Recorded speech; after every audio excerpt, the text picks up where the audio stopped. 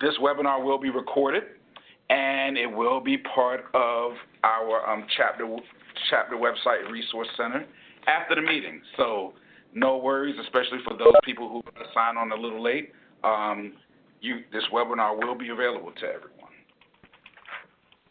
So let's get started.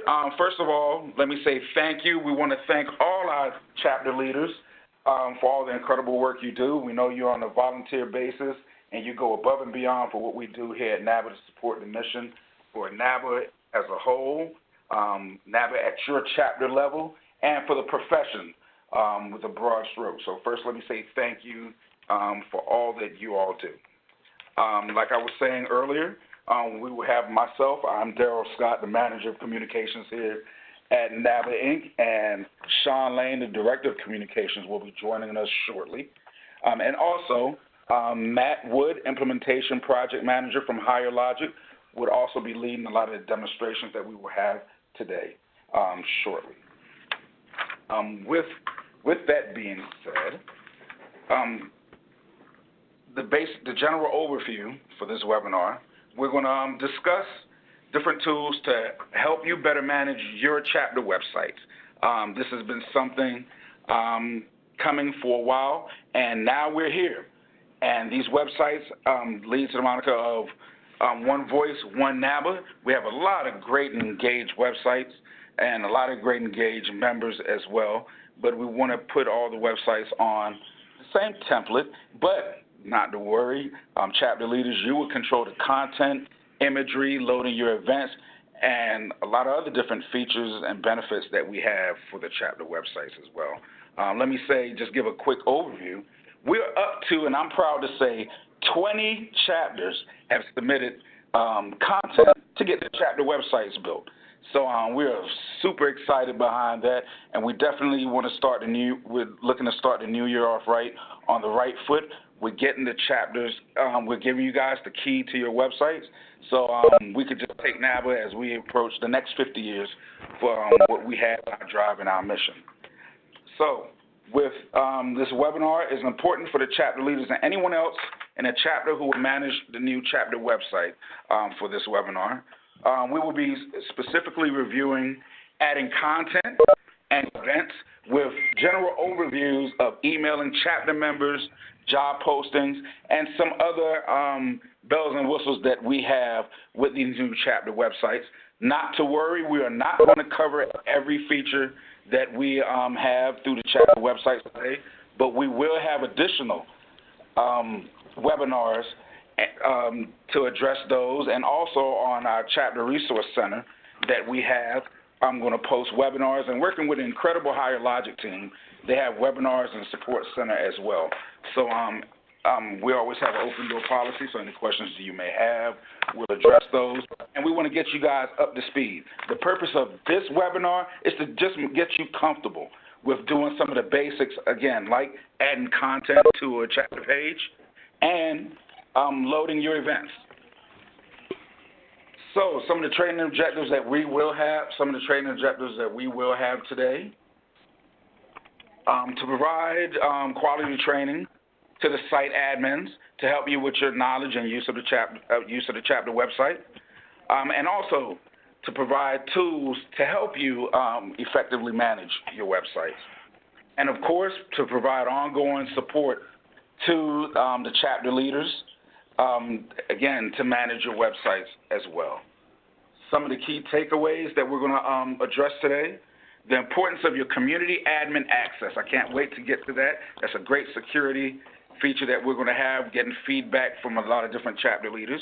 How to add content to the website. Matt will lead with walking through a demo with that, and also adding chapter events. Matt will also lead to just general events and how you can add events to your website and track them. And we're going to do a general overview on emailing your chapter members through the website, which I know is a feature that a lot of chapter leaders had questions on and are excited about, as well as job postings. We have RSS feed that draws directly from the NABA Career Center, but you can also post jobs for your corporate partners as well.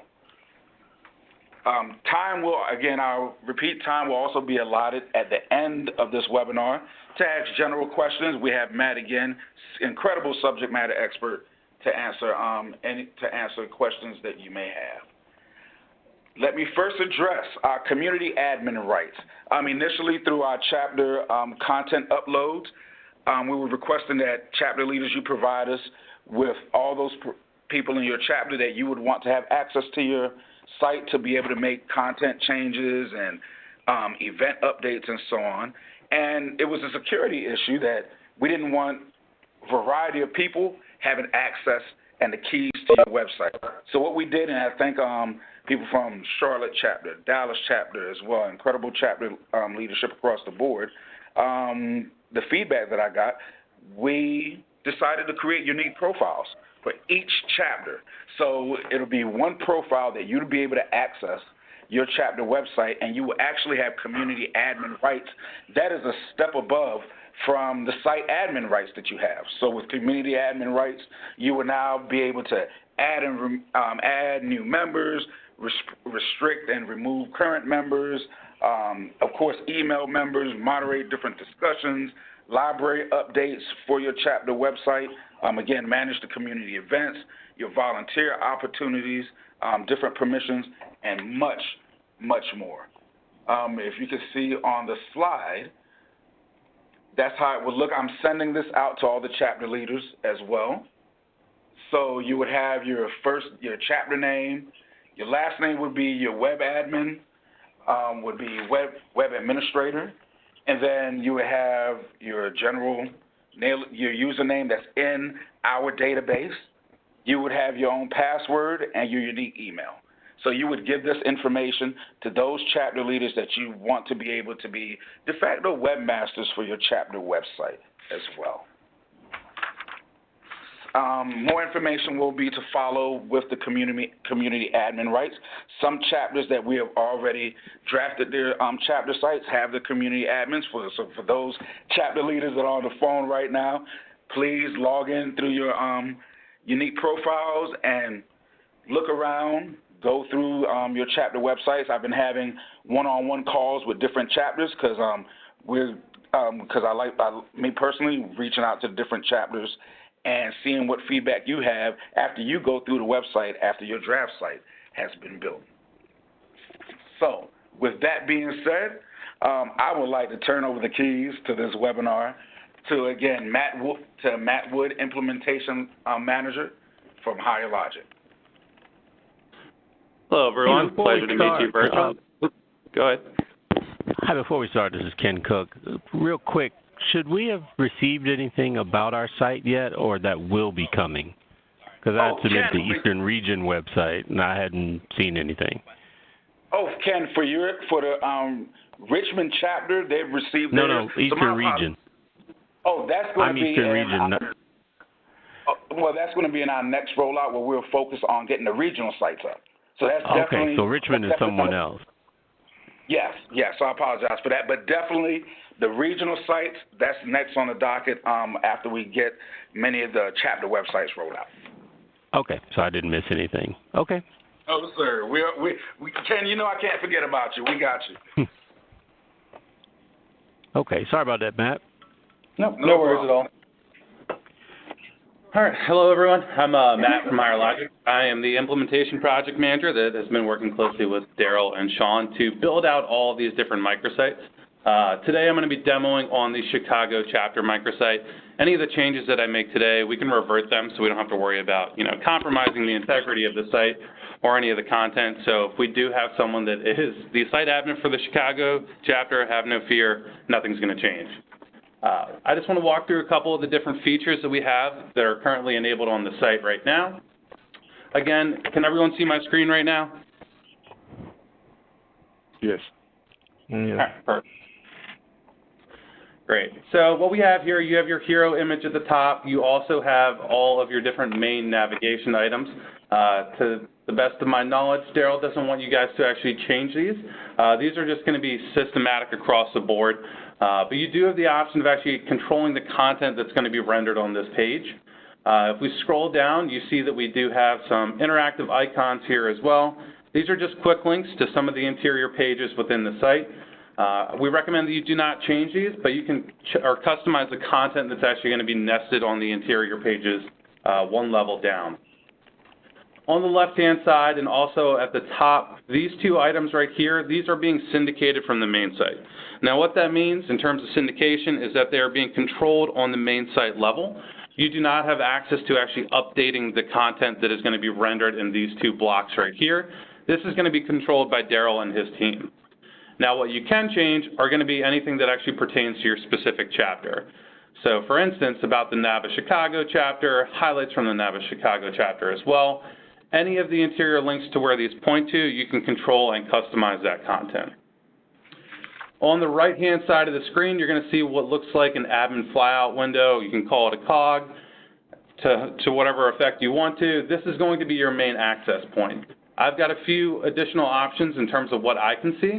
As site admins, you're going to be able to see the three top icons. However, you're not going to be able to see this admin icon. This is going to be locked down for Daryl, myself, and a few other members of the organization to which he's granted access for. If you would like to edit the content on this page, the easiest way to do it is by clicking on this folder icon. When you click on the folder icon, it's going to take you into the CMS, so the content management system. On the left-hand side of the page, you're going to be able to see the navigation. So you can see we have home, job board, membership, so on and so forth. This is exactly what you're going to see in the top-level navigation on the site. So if we reference what we have up here, home, job board, membership, so on and so forth, you can see that that's listed right here. You're never going to need to adjust the page layouts that exist. The page layouts are prefabricated, and all of the containers are actually already on the page. So you can see within the home page, on the right-hand side, we have all of the containers, and then you can see the corresponding content right here that actually fits into these. So 1 refers to position 1 at the top, so on and so forth. It's not necessary to actually change the positioning of these elements, but you are going to want to update the content as new stuff becomes relevant and you actually want to start disseminating it to your constituents. So for instance, Daryl provided me with a little excerpt that I can actually update on one of these pages. So I'm going to go back and I'm going to click on the chapter news at the bottom down here. So we have chapter news for the Chicago chapter. If I click on this link, it's going to take me to the interior page. And what we want to do here is actually add some content. So again, clicking on the edit navigation folder icon on the admin cog. And then this icon right here in position 2, as denoted by the little, I think that is a world symbol inside of a piece of paper. If you click on that, that is what we refer to as the HTML content item. So if we keep scrolling down, we can see that there's already existing content that is being added on the site. Now I'm going to go ahead and just paste the content that Daryl provided me with.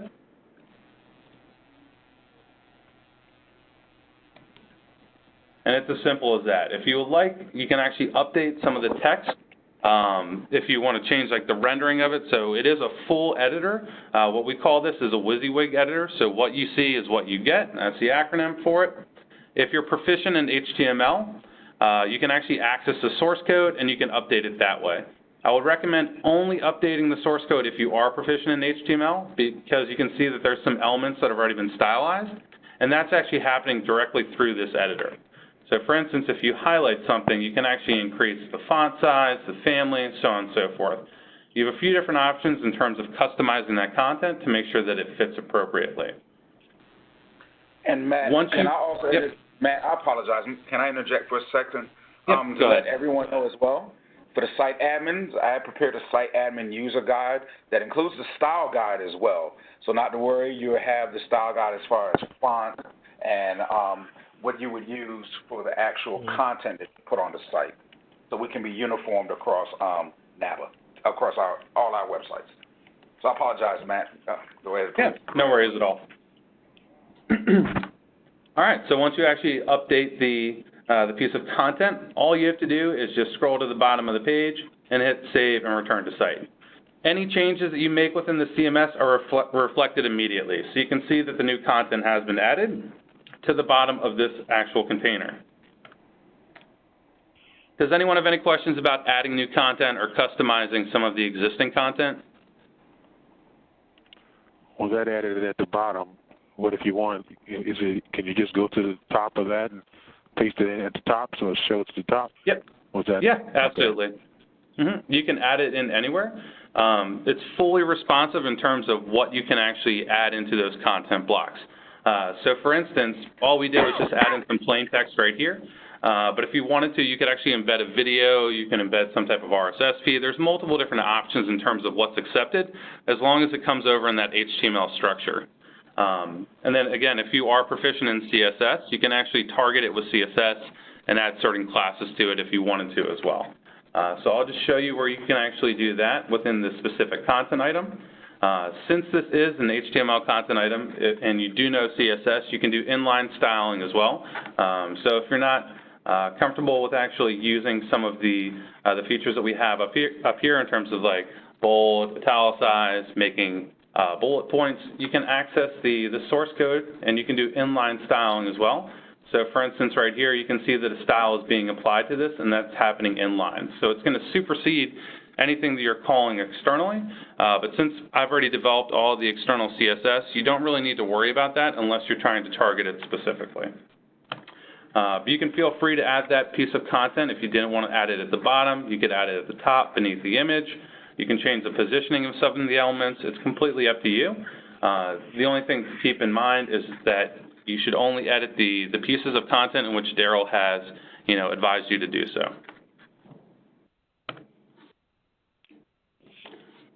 All right.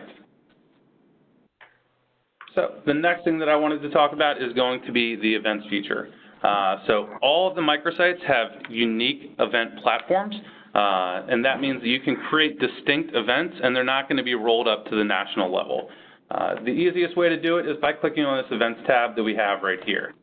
You can either go to the Events page, or you can also go to Manage Events. This Manage Events is only going to be shown to community admins and site admins. So you don't have to worry about your general users being able to access this page. And the reason being is because when you land on the Manage Events page, it gives you quick links to actually edit it and update the information. You can also see a summary of who's registered, paid, incomplete, and canceled. So this view is only going to be accessible to the community and site admins again. So let's just go ahead and add an event right now. The first thing you need to do is actually provide a title for the event. So Daryl was kind enough to provide me with an example. So we're going to go ahead and add the Chicago Holiday Party as an event. So again, you need to provide a title. You also need to choose an event type.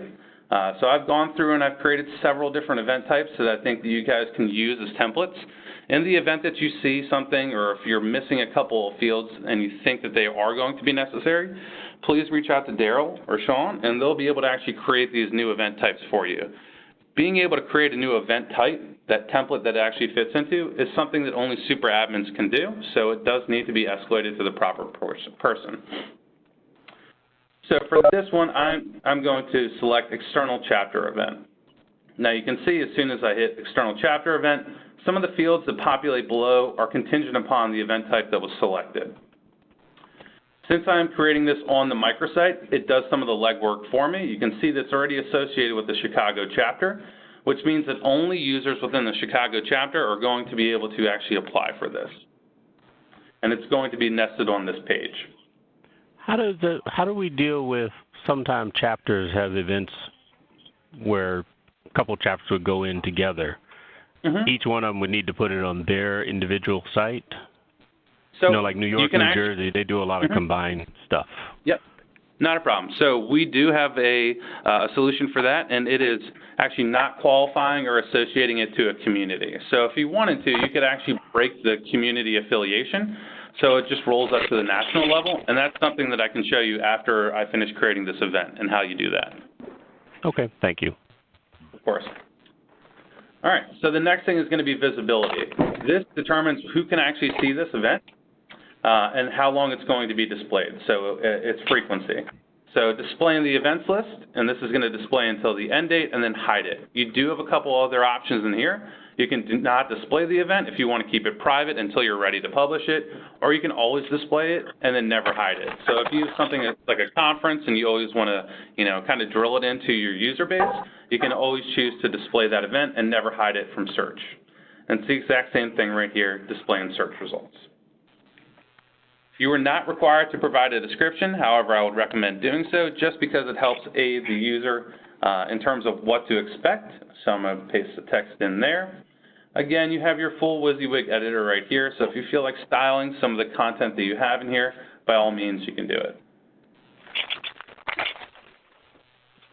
Now, since this is an external event and it's not going to be taking place on the our registration is not going to be happening on the HireLogic site, we're going to link to an external website where they can actually go through and register.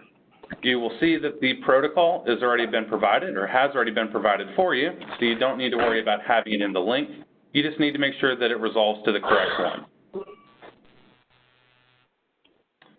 And you can also upload an image.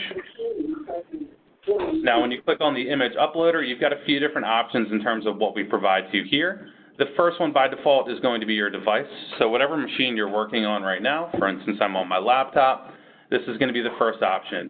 You can make calls to several other places as well. So if you have a bunch of files stored in Dropbox, Google Photos, Instagram, multiple different places in which you can actually make calls for these images from. So I'm going to go ahead and select it from my computer and upload it. You will also notice that there is some help text provided at the bottom in terms of what you should actually be uploading and the dimensions of such. So we recommend 300 pixels wide by 300 pixels in height, and the reason being is because we want to keep the aspect ratio the same and when you actually start collapsing the viewport or the size of the device you're viewing the event on. The next is going to be the date and time. So this is going to happen on Saturday the 15th. I don't have a time provided, so let's just go ahead and make this for 7:30. And since everyone on this call is a party animal, we'll stop it at 6:30 in the morning. You also are required to provide a time zone, so this is going to be Central Time. The location, so how people are going to actually attend it. You can either have a physical address, conference call, or online. Depending on what selection you make, you're going to see a couple of different options populate at the bottom. So for instance, this one is going to be in Chicago, and it is at the Persona. So let's just put in Persona, and it's at 408 South Wells Street. Hi, Matt. Is the only time that we can use is military time, or can we change the format as well? That's a good question. I believe that it's defaulted to military time. I can look into that for you. It might be a system setting, so let me check that out as soon as I finish actually building out this example one for you. Okay, great. Thanks. Sure. So since I've created this, and likely you guys are going to be doing this on your own, if you click on Insert My Contact Information, it's going to go ahead and pre-populate this field for you. Since my name in the system is System, it's just going to give me that. External registration, this is what we linked to earlier. So it does have a little bit of duplication in it, but you can see that. It is good to go now. And then you also have the option of sending invitations because these are enabled on external events. If I wanted to, I could click this as yes, but since technically there is a live data source pulling into this, meaning that there are members that could actually register for this event right now, I'm going to opt out of sending that invitation. So as soon as I hit save, oops, looks like I'm missing something. Oh, my event date is invalid. As soon as you hit save, you're good to go, and you've created a new event. And you can see that the new event is right here. So the NABA Chicago Holiday Party. And then again, you've got a summary of some of the information in terms of who has actually registered, who is paid, not paid, incomplete, and canceled. Now, as a normal user, since I can't see the manage events, I would actually go to the events page. Now, since I'm on the events page, I created an earlier one, so you can just ignore this one. But underneath NABA Chicago events, this control is configured to only display events for this particular chapter. At the bottom of it, we have the national events. So to the earlier question, if you want to have an event that is going to be, cross-pollinated between multiple different chapters, not associating it to a particular community will allow you to actually register for it if you're not part of that community. So if you have a party that you want to hold or an event that you want to hold between New York and New Jersey, I would recommend not associating it with the particular chapter microsite you're on and just leaving that value as blank, because then it's by default going to be associated as a national event, and it would show up here. So that is how you would go about creating an event that multiple people can actually register for. Now, in terms of payment, that was an easy setup, but we do support multiple different payment providers on a microsite level. So as a super admin, Daryl has the option of setting the default payments. So for instance, if you forget to make an election or forget to actually set up the payment provider, it's going to default to a business PayPal account, a Square account, or a CyberSource. Now, I would highly recommend that you actually set up the event payment providers on the microsite level. That way you can actually track the payment and make sure that it goes to the right source. And you can easily do that by clicking on the settings option up here, and then underneath events, you have event payment providers. So once you click on event payment providers, this is how you configure it. You just need to choose the actual provider you want. And again, we support PayPal, Stripe, and CyberSource. The easiest one is going to be Stripe, so I recommend actually going with the Stripe account. If you don't have it, there's absolutely no reason you can't use the other two, but Stripe has proven to be the most successful in terms of setting it up and making sure that it has a consistent behavior. Now, let's say that a user signs up and they don't feel like paying immediately. You can also enable a feature to send in a check. That is going to be configured in the community type area. If you are interested in doing that, Daryl and I can work together to actually set that up for you guys.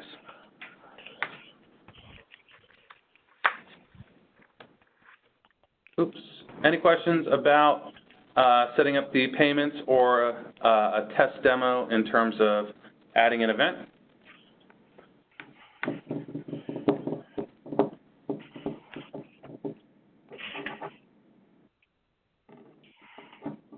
All right. I'll just move along. And Matt, can I also add, again, incredible feedback from different chapter leaders that I've received. Matt has did a great job in changing the settings where you see on this events page, where it has NABA Chicago events and NABA national events, now members and non-members can also see the chapter's events as well. And we originally had it set up where only the members would see the events, but we know your chapter events are also a driver for your membership, for your chapter. So we've opened that up as well, so not to worry, members and non-members will be able to see not only national events on your chapter site, but also your local event, your chapter's events as well.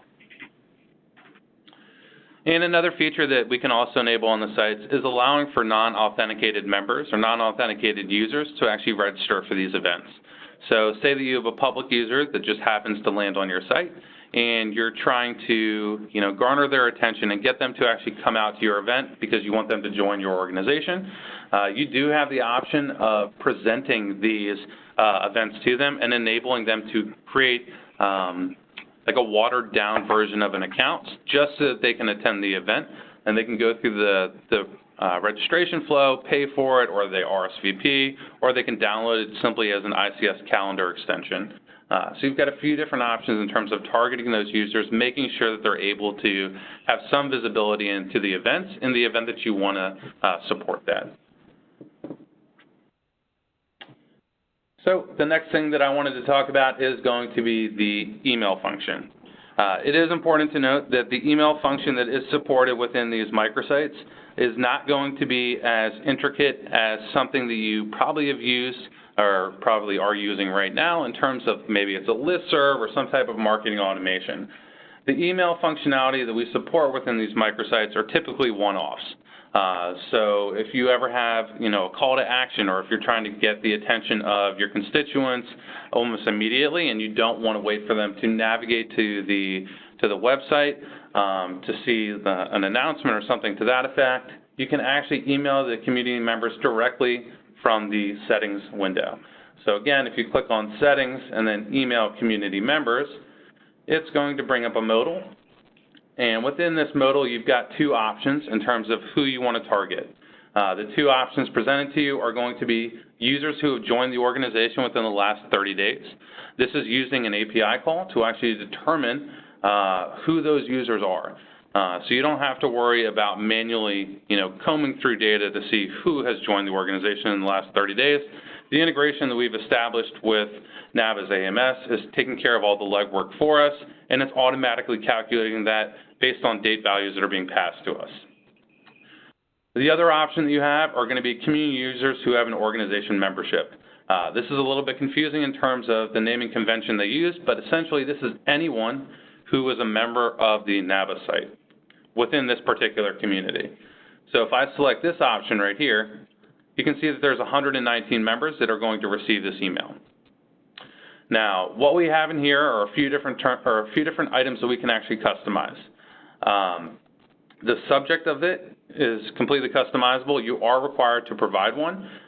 Feel free to go ahead and update the language that is used here. And then the community admin message. So again, you can just put in whatever message you want here. You can copy it from a text editor if you would like to. But it is important to note that this is using one email template. So I made the recommendation before to Daryl when we were working with this to kind of stylize it so it's got a broad umbrella approach. So you just want to have it so it has the NABA logo and maybe a few other styling elements, but it's not going to be specific to your individual microsite. So it's not going to have a logo of your microsite. It's not going to have a footer that's dedicated to your microsite. It's going to look like it's coming just from the NABA community as a whole. Within this community admin message, you can provide whatever context or whatever information you would like to. Whenever you're ready to actually preview it, at the bottom you can click on this and you can preview the email in its completely stylized approach before actually sending it. Whenever you're ready to send it, all you have to do is click on Send Email, and it'll fire it off. Everything that I've just covered right now is also included in the PowerPoint. However, I felt that it was going to be a little bit more beneficial to actually go through the system to demo this in real time as opposed to working off of that PowerPoint. Hi, I have a question. So the 119 members that popped up, is that Yep. coming directly from National's database of members in the Chicago chapter? And is it just the professional members and not the student members? So this is going to be anyone that is flagged as being a member. So this is coming from Timberlake. Anyone that's in Timberlake that has that member flag associated with them, and then they're in this particular community, they're going to show up. Do we know a bifurcation as to like professional versus student? Because there are certain events where, or emails I might send to professionals versus students. Mm-hmm. Or is it just going to always grab Chicago? It's always going to grab Chicago. You don't have the option to delineate between different security groups or member roles within the email functionality. Something, I guess, to look at, Daryl, to think through. Okay, no problem. Noted. Yep. So we do support an additional module that is a plugin that does allow you to drill down, and you can actually create data sources. However, the issue that you're going to run into is that, one, it's not scalable. So it would require a super admin to actually go through and build out all those individual data sources, so those users that are going to be impacted by the email sends. And that is something that, would fall under NABA's super admin client purview. So it's not something that you guys can control on an individual basis. And in addition, there is a cost associated with that additional module. So that is, definitely it's a just something for Daryl to think through, because so many of our emails would probably, at the professional chapter level, are probably for professionals and not necessarily students. So if we're grabbing anything associated, say, with Chicago, we would be bombarding students with a lot of things that may not be applicable to them or appropriate for them. Okay. So just something for us internally. I'll have to think through a solution on that. All right, thank you. Very good point. And then, Daryl, if you have any questions about that specifically, we can take that offline, and we can walk through some of the different approaches and solutions that we can solve, or solutions that we can provide using that external component manager feature. Wonderful. Thank you, Matt. Of course. All right. So the next step is going to be going over the job board feature. Daryl, I'm going to pass this one back to you, but just a couple little pieces in terms of what we do have and what we support within the job board feature. So we are integrated, and we have a partnership developed with Boxwood. So Boxwood, Job Target, same name pretty much. They go back and forth, and they will provide us with an RSS feed. This RSS feed can be drilled down to a chapter-specific level, and it can also just be holistic in terms of every single job that's available within the NABA pipeline.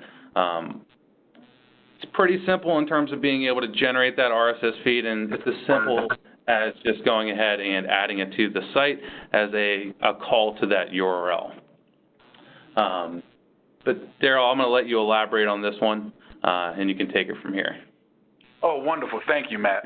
On this page that Matt currently has up on NABA Chicago area jobs, what we do, we have, like I was stating earlier, we have an RSS feed, and that was part of the information that was asked from you in your content upload.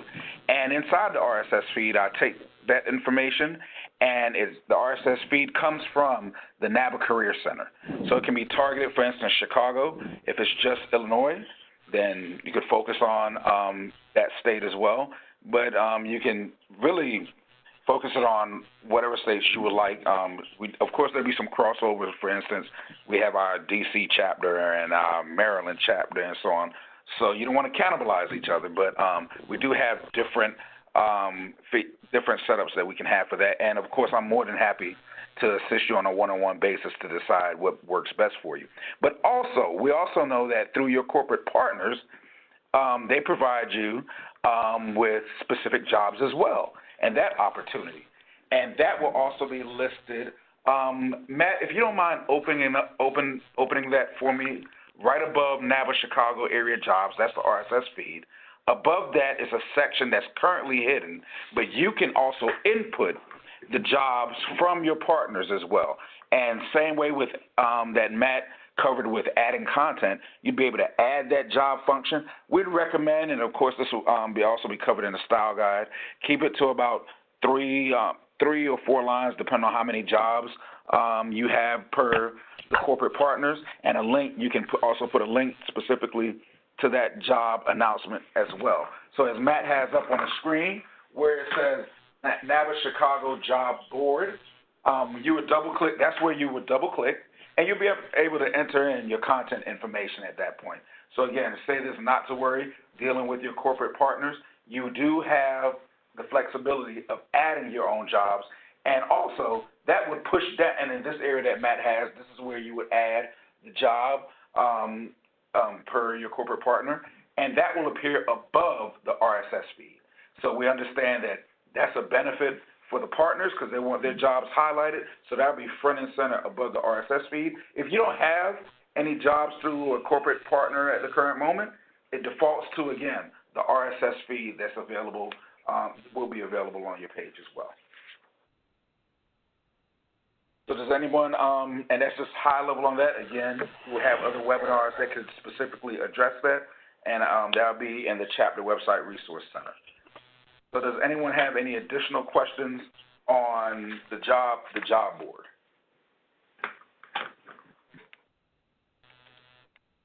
Great. Matt, can you throw it back over to me for the PowerPoint? Yep, of course.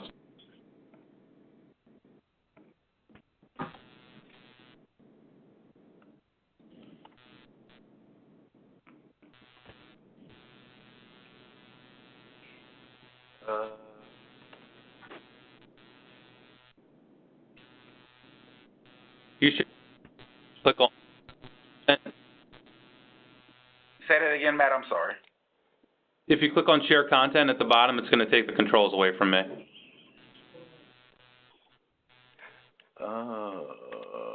Share content.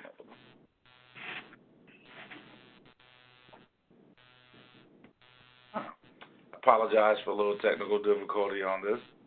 Share content on the bottom. Oh, it's not coming up on my end. Okay, I can still walk you through this as well because the PowerPoint is going to be available. There we go. Thank you, Matt. Can you go to page 17 for me, please? I don't have controls. It's showing your screen right now. Oh, okay. Okay, I have control of them. My apologies. So now that, and to support you chapter leaders in your efforts, we've created a chapter website resource center. It's in our VLR located on the NABAinc.org website, but I provided you with the direct URL.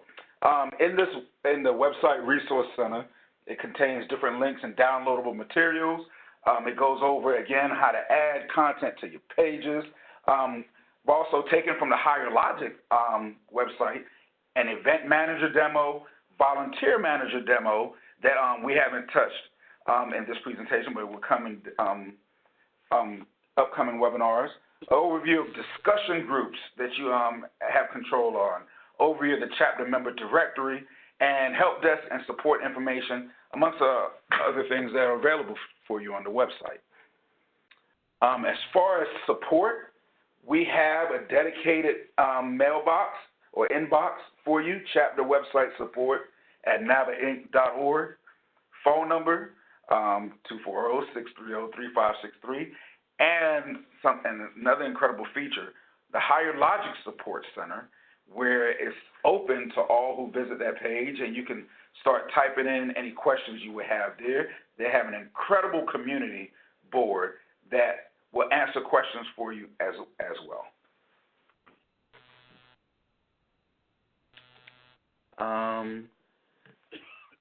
In closing, again, we have the chapter website support at NABAinc.org if you have any additional questions after this webinar.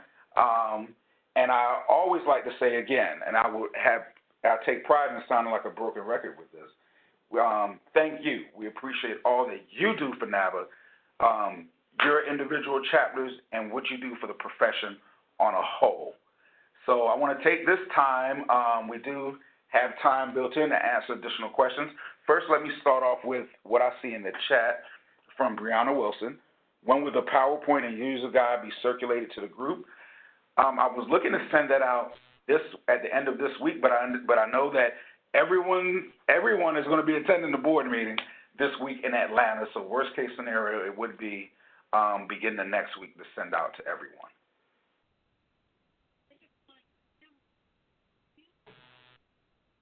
And so please, any additional questions?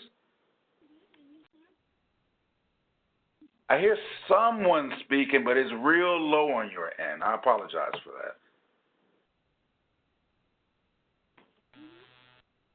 Oh, when can the chapters go live? We have 8 chapters right now that we've had their website, their draft sites built and sent out to the chapter leaders. After this meeting, this was more to get your feet wet and get the ground running.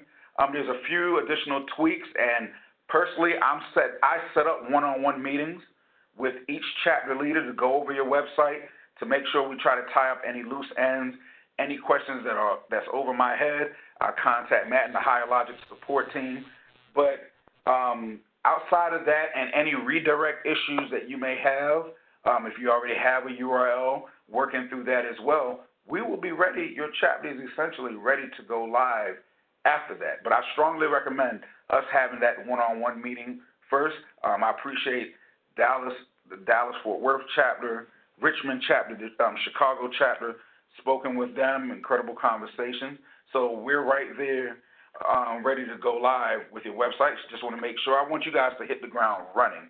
And we're going to take out as many bugs if we find on your website to get you and your members engaged on your chapter website.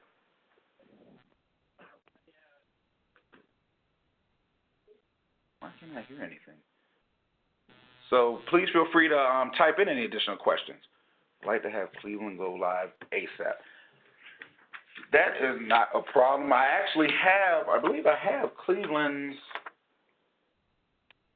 information, and they're in the queue to get mocked up. So, and this is a perfect example.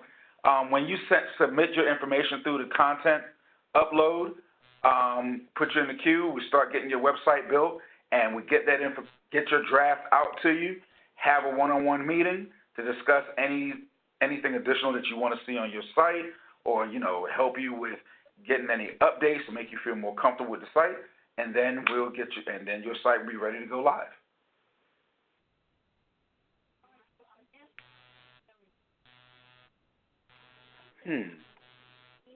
What was that? I hear someone speaking, but it's still not coming through, and I don't know what's going on this end with that. My apologies on that.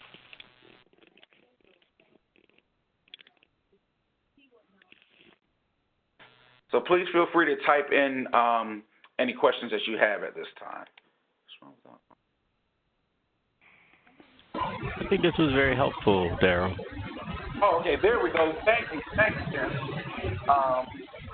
Please, I think I solved the problem, so please feel free to ask any additional questions. Yeah, I agree. This has been very helpful. Wonderful. Wonderful. And as you know, like I alluded to earlier, it's open policy. Please feel free to email our support inbox. Any questions you may have, you have our direct number. Please feel free to call. And again, email us, and we will definitely work to turn around and get any and all questions that you have answered.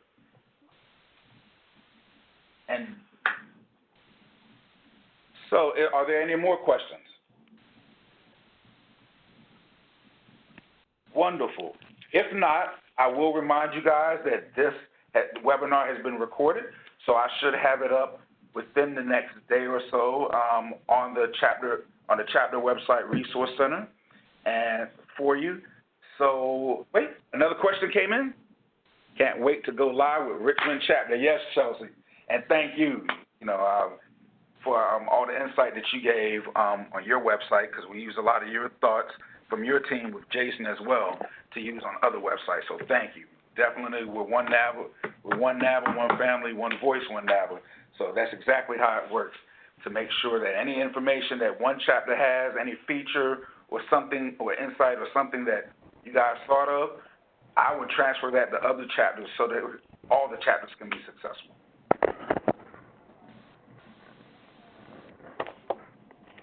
Wonderful. And James, I will get that over to you as well. James, my email address, I can give you my email address too, is dscott@nabainc.org. So please feel free to email me. So with that being said, let me say thank you, Matt.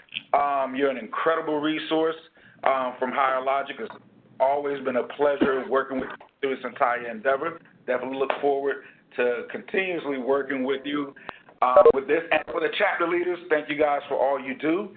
Please feel free to contact us at any time and look and check your inboxes and your emails. We will be having other webinars in the near future. Everyone be safe.